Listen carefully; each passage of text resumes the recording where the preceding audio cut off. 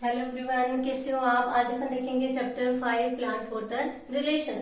इस चैप्टर में अपन स्टडी करेंगे।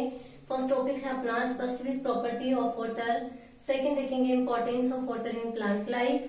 थर्ड है डिफ्यूजन। फोर्थ है परमेबिलिटी और फिफ्थ है ऑस्मोसिस।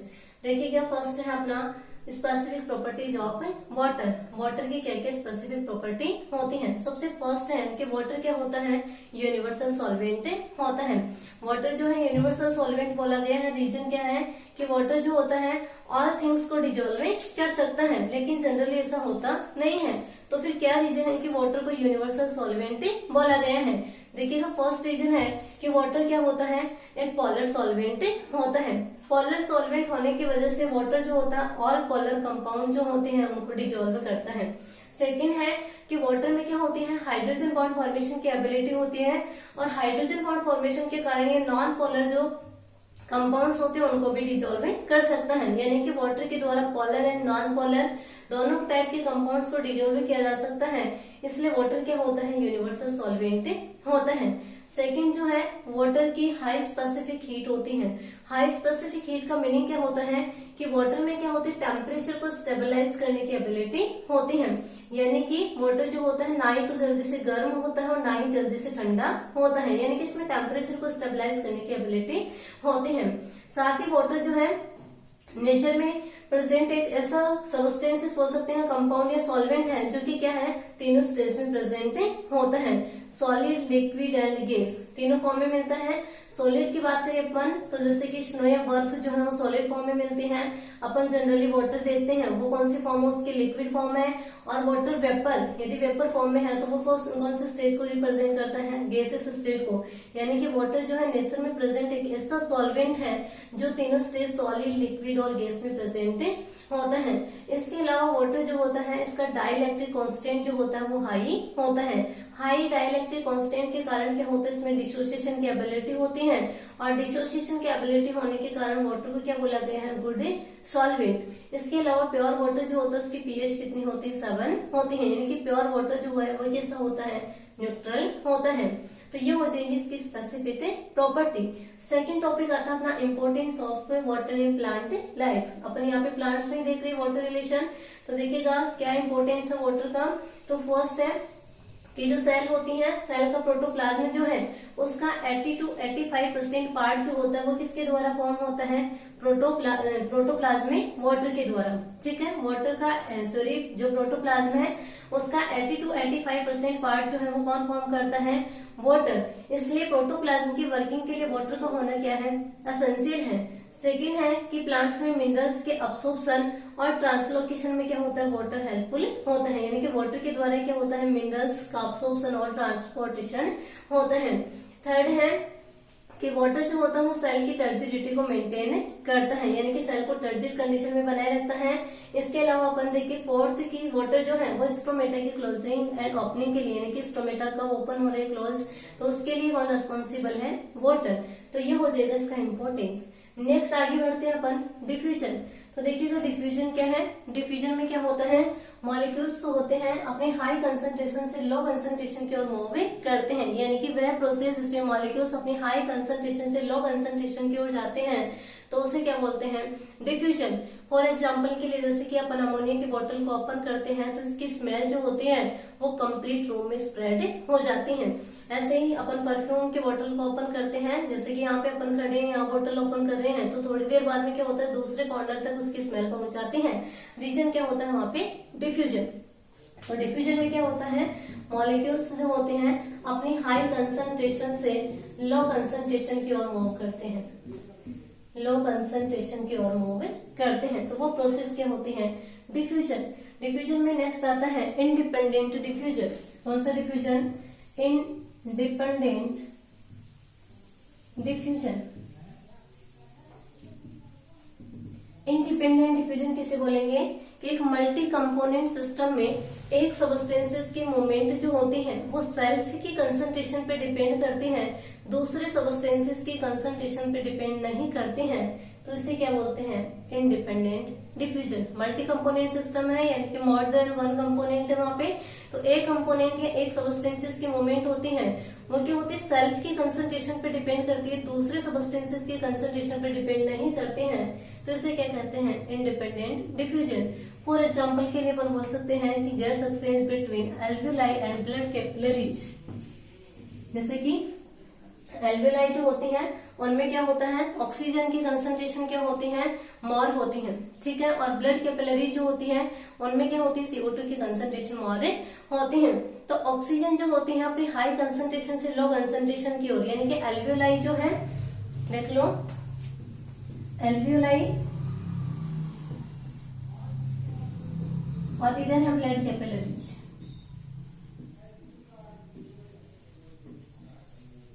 एल्वियोलाई जो है इनमें क्या होती है, O2 की कंसंट्रेशन मोर होती है, CO2 की कंसंट्रेशन क्या होती है, लेस होती है। ब्लड कैपिलरीज में CO2 की कंसंट्रेशन तो क्या होती है, मोर होती है, और O2 की कंसंट्रेशन क्या होती है, लेस होती है। तो देखिएगा डिफ्यूजन के अकॉर्डिंग ऑक्सीजन जो होती है यहाँ पे इसकी कंसंट्रेशन ज्यादा है, यहाँ पे क्या है, कम है, तो ऑक्सीजन जो होती है अपनी हाई कंसंट्रेशन से लो कंसंट्रेशन की ओर मूव करती है। ये क्या होती है, CO2 पे डिपेंड नहीं करती कि CO2 की कंसंट्रेशन यहाँ पे कम है या ज्यादा है, इसका कोई फर्क नहीं पड़ता है। ऑक्सीजन क्या होगी, अपनी हाई कंसंट्रेशन से लो कंसंट्रेशन की ओर जाएगी। इधर क्या है, CO2 की हाई कंसंट्रेशन इधर लो है, तो CO2 क्या होगी, अपनी हाई कंसंट्रेशन से लो कंसंट्रेशन की ओर, यानी कि ब्लड कैपिलरी से किसमें एंटर करते हैं, एल्वियोलाई में। तो ये किस टाइप का डिफ्यूजन है, इंडिपेंडेंट डिफ्यूजन। नेक्स्ट टॉपिक आता है अपना यहाँ पे फैक्टर्स अफेक्टिंग डिफ्यूजन, डिफ्यूजन को अफेक्ट करने वाले फैक्टर्स। तो देखिएगा कौन कौन से फैक्टर है। फर्स्ट है टेम्परेचर,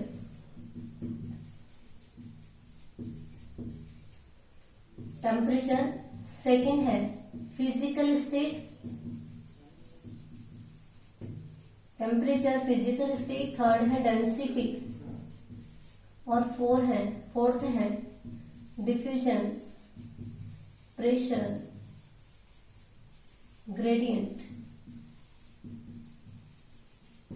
देखिएगा फर्स्ट टेम्परेचर, जब अपन मॉलिक्यूल्स का टेम्परेचर इंक्रीज करते हैं तो उनकी काइनेटिक एनर्जी क्या हो जाती है, इंक्रीज हो जाती है। यानी कि अपन टेम्परेचर को इंक्रीज करेंगे तो काइनेटिक एनर्जी क्या होती है, इंक्रीज होती है। काइनेटिक एनर्जी जब इंक्रीज होगी तो रेट ऑफ डिफ्यूजन जो है वो भी क्या होगी, इंक्रीज होगी।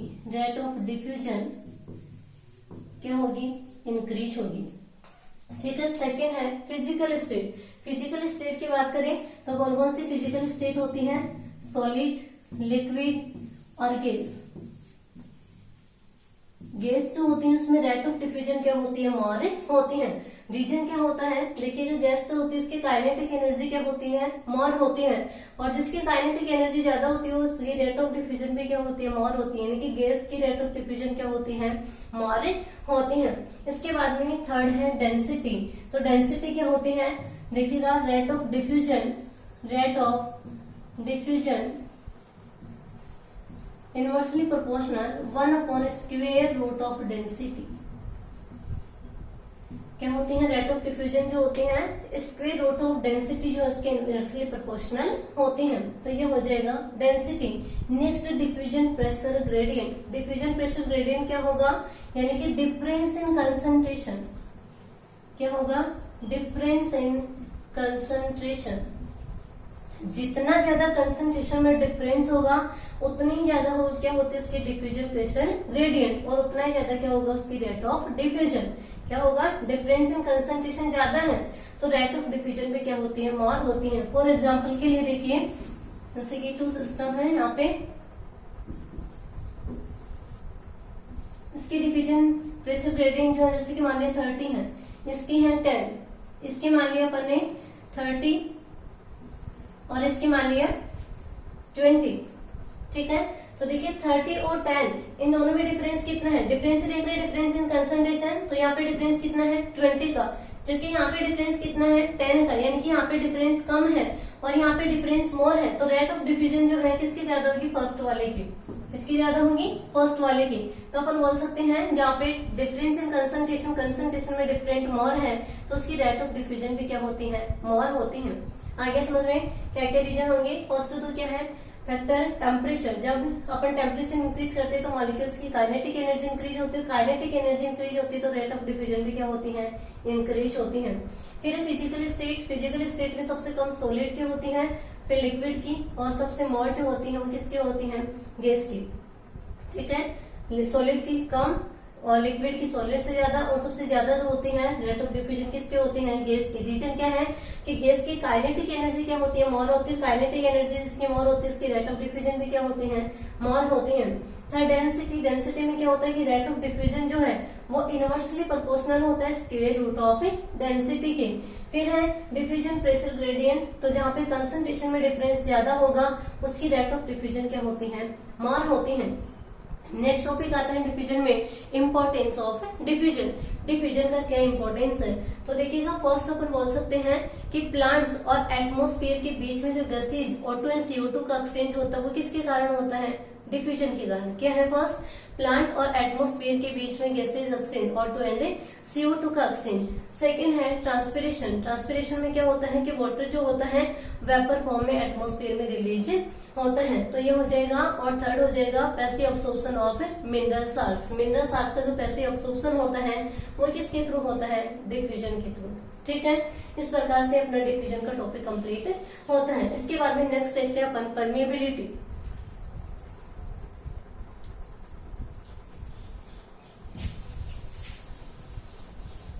देखिएगा परमिएबिलिटी क्या होगी, मॉलिक्यूल्स की एंट्री और एग्जिट जो है सेल के अंदर वो किस पे डिपेंड करता है, सेल मेम्ब्रेन की परमेबिलिटी पे। क्या होगा कि मॉलिक्यूल्स की एंट्री और एग्जिट जो है वो सेल के अंदर या बाहर जो है वो किस पे डिपेंड करती है, परमेबिलिटी पे डिपेंड करती हैं। परमेबिलिटी के बेसिस पे जो सेल मेम्ब्रेन या प्लाज्मा मेम्ब्रेन होती है वो 4 टाइप की होती हैं। देखिएगा कौन कौन सी होती हैं। फर्स्ट होती है परमिएबल, फर्स्ट बोल सकते हैं अपन परमिएबल है। इम्परमिएबल हो सकती है, impermeable, semi permeable and selective permeable. Selective permeable कौन कौन सी है, मॉलिक्यूल्स की एंट्री और एग्जिट के बेसिस पे परमेबिलिटी डिफरेंट हो सकती है। परमिएबल हो सकती है मेम्ब्रेन, इम्परमिएबल, सेमी परमिएबल और सेलेक्टिव परमिएबल। इनको समझने से पहले यहाँ पे 2 टर्म्स हैं, एक है सॉल्यूट और दूसरा होता है सॉल्वेंट। देखिए सॉल्वेंट क्या होता है, जिसमें अपन सॉल्यूट को डिजोल्व करते हैं वो क्या होता है, सॉल्वेंट होता है। और जिसको सॉल्वेंट में डिजोल्व किया जाता है वो क्या होता है, सोल्यूट होता है।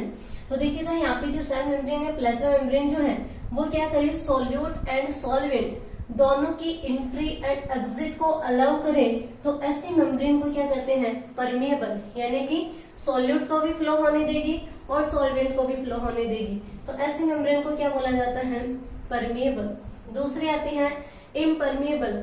इम्परमिएबल की बात करें, इम्परमिएबल यानी कि फ्लो नहीं होने देगी, तो ऐसी मेम्ब्रेन जो कि सोल्यूट एंड सॉल्वेंट दोनों के लिए ये क्या होती है, दोनों को ही एंट्री और एग्जिट को अलाउ नहीं करती हैं, तो वो कैसी होती है, इम्परमिएबल होती है। फॉर एग्जाम्पल के लिए जैसे कि क्यूटिकल जो है वो क्या होती है, इम्परमिएबल, ना तो सॉल्यूट का फ्लो होने देती हैं और ना ही सॉल्वेंट का। परमिएबल में एग्जाम्पल क्या होगा, primary cell wall, primary cell wall. ठीक है, प्राइमरी सेल वॉल से सॉल्यूट एंड सॉल्वेंट दोनों इंटर भी कर सकते हैं और सेल से एग्जिट भी हो सकते हैं, तो वो परमिएबल हो जाएगी। इम्परमिएबल में क्या होगा कि ना तो सॉल्वेंट इंटर या एग्जिट कर सकते हैं और ना ही सॉल्यूट। नेक्स्ट आता है सेमी परमिएबल। सेमी का मीनिंग क्या होता है, हाफ, यानी कि ऐसे सेल मेम्ब्रेन जो सॉल्वेंट को तो क्या करती है, सॉल्वेंट की एंट्री एंड एग्जिट को तो अलाउ करती हैं, लेकिन सॉल्यूट जो है उसकी एंट्री एंड एग्जिट को अलाउ नहीं करती हैं, तो ऐसे मेम्ब्रेन को क्या कहते हैं, सेमी परमिएबल। किसे बोलेंगे, सॉल्वेंट की एंट्री और एग्जिट को अलाउ करती हैं जबकि सॉल्यूट की एंट्री एंड एग्जिट को अलाउ नहीं करती हैं, तो उसे क्या कहते हैं, semi permeable membrane. For example के लिए जैसे कि प्लाज्मा मेम्ब्रेन जो होती है सेमी परमिएबल नेचर की होती है, ऐसे आर्टिफिशियल सेलोफोन जो मेम्ब्रेन होती है वो भी कैसी होती है, सेमी परमिएबल होती है। इसके बाद में आता है सेलेक्टिव परमिएबल मेम्ब्रेन।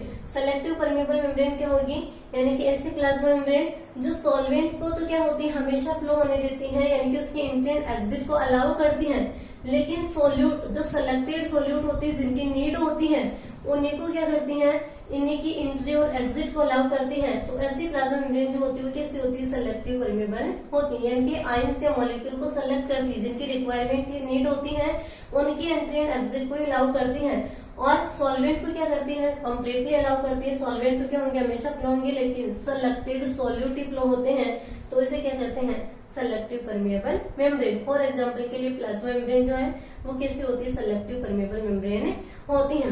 इसके बाद में नेक्स्ट टॉपिक आता है ऑस्मोसिस। देखिए ऑस्मोसिस में क्या होगा, ऑस्मोसिस क्या होता है, एक टाइप का डिफ्यूजन ही होता है। दोनों में डिफरेंस क्या है,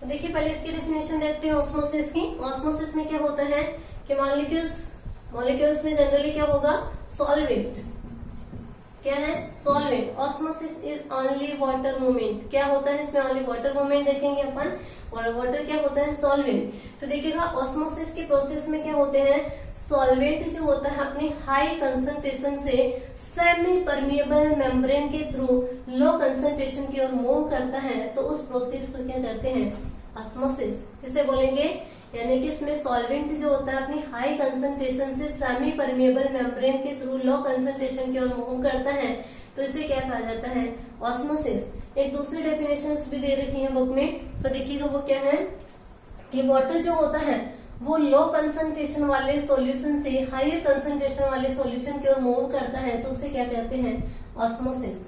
क्या होगा, जैसे कि ये सेमी परमिएबल मेम्ब्रेन है, यहाँ पे ए सॉल्यूशन है, यहाँ पे बी है, ये कैसा है, लो कंसंट्रेशन वाला सॉल्यूशन, लो कंसंट्रेशन सॉल्यूशन, और ये है high concentration solution, high concentration solution. Low concentration solution यानी कि ऐसे सॉल्यूशन में सॉल्यूट तो क्या होते हैं, लेस होते हैं, और सॉल्वेंट क्या होता है, सॉल्वेंट की अमाउंट जो होती है वो क्या होती है, मोर होती है। सॉल्वेंट क्या होगा, मोर होगा, और सॉल्यूट क्या होगा, लेस होगा। हाई कंसंट्रेटेड सॉल्यूशन यानी कि इसमें सॉल्यूट जो होते हैं ये तो क्या होते हैं, मोर होते हैं, और सॉल्वेंट यानी कि वाटर जो होता है वो क्या होता है, लेस होता है। तो अपन बोल सकते हैं यहाँ पे क्या सॉल्वेंट मोर है, तो वाटर जो होता है वो क्या होता है, लो कंसंट्रेशन वाले सॉल्यूशन से हाई कंसंट्रेशन वाले सॉल्यूशन की ओर मूव करता है। रिजल्ट वही निकलता है, अपन ने फर्स्ट डेफिनेशन में क्या बोला था कि वाटर अपनी हाई कंसंट्रेशन से लो कंसंट्रेशन की ओर मूव करता है। यहाँ पे वाटर की कंसंट्रेशन क्या है, मोर है, तो ये हाई कंसंट्रेशन से लो कंसंट्रेशन की ओर मूव करता है। तो ये प्रोसेस क्या होती है, ऑस्मोसिस होती है। डिफ्यूजन में क्या होता है, कोई भी मॉलिक्यूल हो सकते हैं, सॉलिड, लिक्विड, गैस, कोई भी हो सकता है, लेकिन ऑस्मोसिस में क्या होता है, ओनली सॉल्वेंट, जैसे कि वाटर मॉलिक्यूल। तो इसमें क्या होता है, सेकंड बात क्या है, डिफ्यूजन में क्या होती है, सेमी परमेबल मेम्ब्रेन नहीं होती है, यानी कि इसमें मॉलिक्यूल्स अपनी हाई कंसंट्रेशन से लो कंसंट्रेशन की ओर मूव करते हैं, जबकि ऑस्मोसिस में सॉल्वेंट जो होता है, कौन, सॉल्वेंट जो होता है वो सेमी परमेबल मेम्ब्रेन के थ्रू हाई कंसंट्रेशन वाले सॉल्यूशन से हाई कंसंट्रेशन से क्या होता है, लो कंसंट्रेशन की ओर मूव करता है। दूसरी डेफिनेशन क्या होगी कि वाटर लो कंसंट्रेशन वाले सॉल्यूशन से हाई कंसंट्रेशन वाले सॉल्यूशन की ओर मूव करता है, तो इस प्रोसेस को क्या कहा जाता है, ऑस्मोसिस। ठीक है, नेक्स्ट देखते हैं डेमोन्स्ट्रेशन ऑफ ऑस्मोसिस। डायग्राम देखो इसमें, डेमोन्स्ट्रेशन